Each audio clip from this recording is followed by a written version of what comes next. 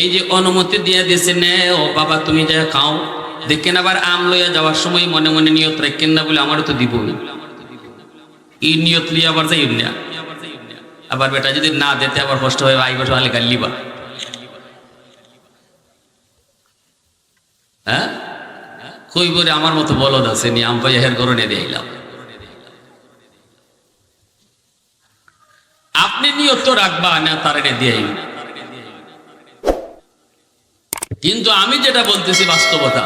কোন গাছের মালিক ফাউরাম কেউ ফাইয়া লইয়া যাওয়ার পরে এটা রাখকে লিব, এটা আমার বিবেকে ধরে না, ঠিক কি না? এটা ধরে না, এই আমটা হেরে আবার ফিরতে দিব। তবে দিলের ভিতরে নিয়ত লিয়ে যাই না। এখন দেখা গেল কি ভাইরা বন্ধুরা, আব্দুল কাদের জিলানী রহমতুল্লাহ আলাইহির আব্বা আবু সালে জঙ্গি নদীর পারে বসে আছেন।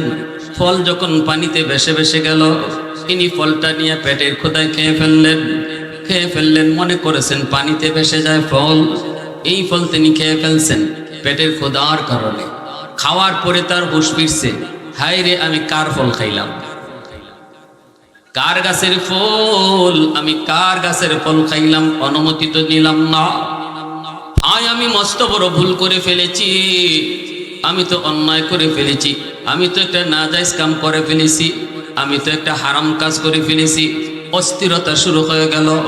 সত্যিকারের মুমিন আল্লাহওয়ালা যারা, গুনাহ যদি হয়েও যায়, গুনাহ যদি কখনো নফসের দোকায় শয়তানের দোকায় হয়েও যায়, সত্যিকারের মুমিন তখন শান্ত থাকতে পারে না, দিলের ভিতরে অশান্তি শুরু হয়।